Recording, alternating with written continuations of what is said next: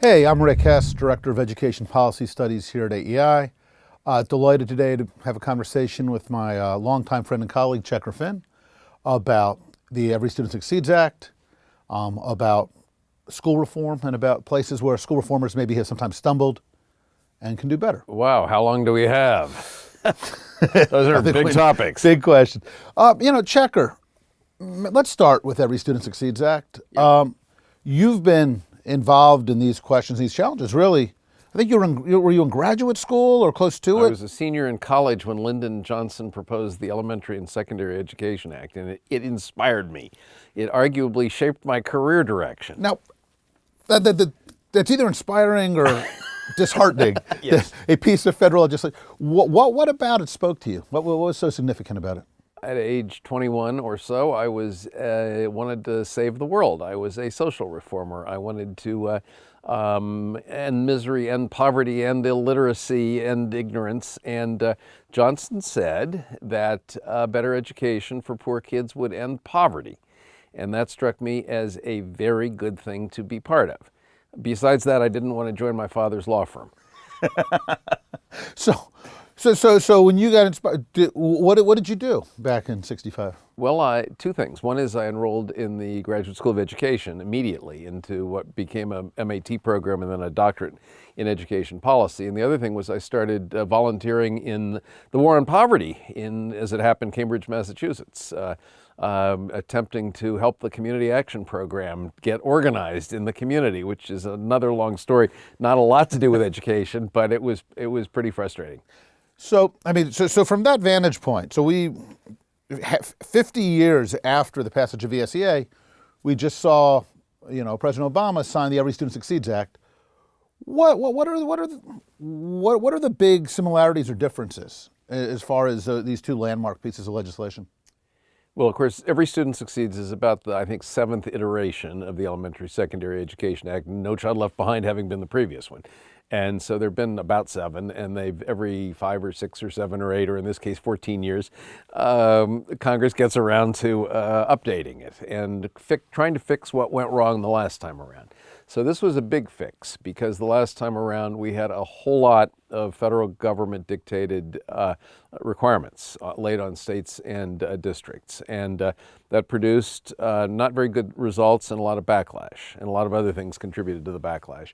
And so Every Student Succeeds is in significant part moving the pendulum back toward where it was about 20 years ago, which is to give states more say over how they're going to educate their disadvantaged kids and a bunch of other things that the federal government had edged into using NCLB, ESEA as its lever.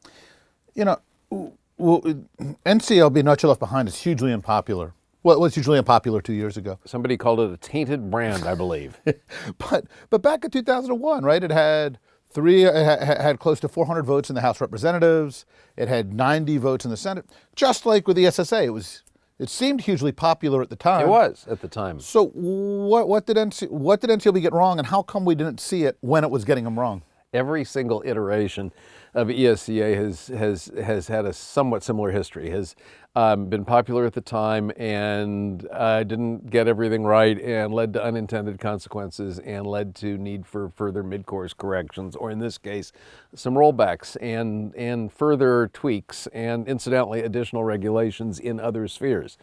Because the political compromises that have dictated every one of these cycles have included some give and some take from left and right between sort of state and local freedom and parent choice on the one hand and federal government knows best on the other hand. But keep in mind as well that the scope of this law has widened from a 30-page statute in 1965 to about 1,000 today. And it's swept up into it all kinds of things that were never there at the beginning. I mean, education for English language learners, for example, has been added to the Elementary Secondary Education Act, and scads of little programs intended to promote this reform or alter that behavior or so forth. So every one of these has produced unhappiness as well as happiness, left and right, and has produced unintended consequences big time. I mean, I think the best known example from NCLB was its solemn declaration that every child in America would be proficient in reading and math by the year 2014. That was understandable at the time, okay, and produced all kinds of negative consequences.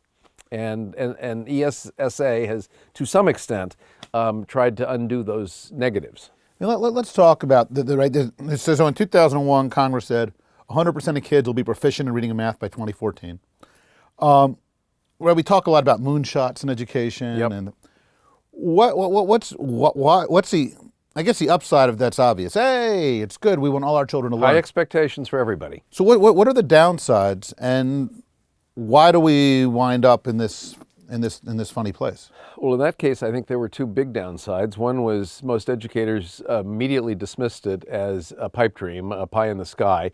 We know our kids, 100% of them are not going to be proficient by any reasonable definition of proficient by anything like 2014. So the first was educators said, we can ignore this. It's not going to happen.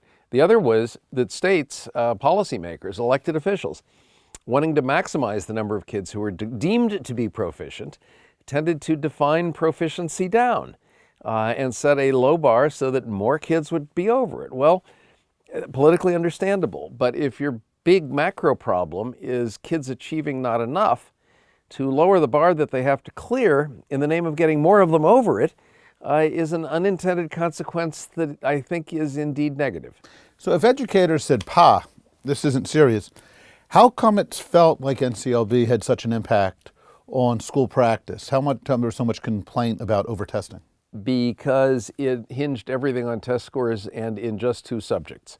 And it judged schools according to how many kids basically passed those tests every year in those two subjects. That led to a lot of emphasis on test prep, and it led to a fair amount of neglect of other subjects. And so it both narrowed the curriculum and caused, I'm going to say, less imaginative teachers and teachers with tougher kids to teach, to use more and more of the year just getting them ready for the test. And the tests at that time weren't very good either. So getting them ready meant a lot of drill and kill. So from where you sit, how does the Every Student Succeeds Act try to improve upon or fix the things that we may have got wrong in NCLB? Well, mostly by saying, states, it's up to you. You define how many kids are going to be proficient. You define proficiency. You define what's the deadline, the timeline for all of this happening, and you figure out how to do it. Yes, you'll still have to test every year, and the tests will still have to be in reading and math. But we're not going to tell you how many kids have to pass them, and we're not going to tell you, we just tell you you have to set goals, and you have to be measured against your own goals. Now, you're currently Vice President of the Maryland State Board of Education. Yes, this is my punishment for having lived this long. So you're busy trying to help Maryland transition to these new set of norms and rules. Is Maryland, I think many observers say, well, gosh, can we trust the states to do this well? Are states going to make sure that every child is actually learning? Isn't this why we need Washington to keep a firmer hand? How are your experiences shaping your thinking on that? A telling bit of information arose just the other day at a state board meeting when we were presented the results of a wide-ranging survey around the state in which so-called stakeholders, educators, parents, and others were asked, do you believe that 100% proficiency should be the state's goal? And the overwhelming majority said no. And then they asked, so if we had to set a percentage of proficient, what should be the state's goal? And the range was basically from 65 to 75% of kids, which is to say, apparently, the majority of Marylanders participating in this survey would be satisfied if 2/3 or 3/4 of the kids in Maryland were proficient by some unknown date in the future. Well, that's problematic in various ways. If you believe that all kids can learn, that all kids should be held to a high standard, that everybody should go to college, and a lot of groups do, a lot of people do, then you're going to say the stakeholders in Maryland are benighted troglodytes who think that 1/4 of the kids should be dispensed with. Well, or are they realists who know that pie in the sky isn't going to ever be pie on the table? I don't know. This is something that the state board is struggling with, the bureaucracy is struggling with. And we are in the middle of trying to figure out the ESSA plan for Maryland. Did ESSA get the balance right? Did ESSA go too far in pushing power to the states? Did it not go far enough? Well, I hear that Rick Hess and a colleague have recently published a book that is devoted entirely, almost, to this question of probing ESSA for its strengths and its weaknesses. It's a very good book, and it finds many strengths and many weaknesses in ESSA. Some unexpected constraints that are there on states. The Maryland State Board just stumbled upon one the other day that we hadn't known was there, but also a lot of freedom, which incidentally states often find scary. Means they suddenly are in charge of how many kids should be proficient and how do we explain that to the voters and the interest groups and the factions and so forth that are going to accuse us of a civil rights violation, for example, if we don't say 100%. You know, in the aforementioned book, you wrote a remarkable chapter talking about these the evolution of ESEA over time and my love-hate relationship with it. This love-hate relationship, could you explain? Well, in the chapter, I explained that in many cases my heart and my head were going in opposite directions. My head was saying that such and such is not going to work, and my heart was saying, God, I wish it would work. And the upshot was that sometimes when they tightened the screws in the federal law, I was saying, good, that'll make it work because it needs to work because the kids deserve it. And they do. My head was saying, this is another exercise in big government futility, and there is no evidence that it's going to work. And so I guess depending on whether my head was in charge or my heart was in charge on Wednesday afternoon, would define what I wrote about that particular iteration of the Elementary and Secondary Education Act. It was impossible, let me say, to reconcile what I think would be good for kids and America, if it could happen, with my sense of what can the federal government make happen. And given that tension, do you find yourself pretty much in the same heart-head tension today that you were when No Child Left Behind was passed, or has it changed? My head has swollen and my heart has shrunk. Which is to say, I still do believe that the country needs and would be better off if.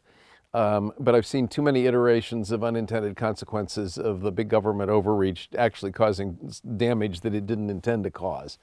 And I wish I had greater confidence in the field doing right by all kids so that it didn't need to be prodded by the feds and measured by the feds and reported to the feds. But my head is now telling me that nobody can be entirely trusted, at least in the traditional system, to do right by kids, which is part of what's brought me more and more toward alternatives to the traditional system and toward empowering parents. As in most cases, the only ones who really care above all about their kids. You know, you wrote a book 30 years ago, give or take now, called We Must Take Charge. Yes. And one of the themes was that parents and citizens needed to be more assertive when it came to improving schools. Over the course of your career, what are the things that stand out in your mind as far as the shift in that question of empowering parents and the role that parents play in driving these policies? Well, the good news is that what we call school choice in its many forms has become basically an accepted premise in American education. And we're now arguing about which kinds of choices for how many kids in which places under which rules. But we no longer take for granted, as we did when I was a kid in school in Ohio in the 50s, that you go to your assigned neighborhood district-operated school, unless you're Catholic or very rich, which were the only two real exceptions in those days.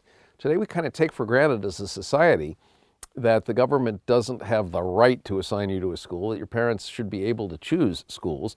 And now we worry about, are the schools they're choosing any good? To whom are they accountable for what? Should this range of schools include private schools, virtual schools, home schools, other kinds of schools?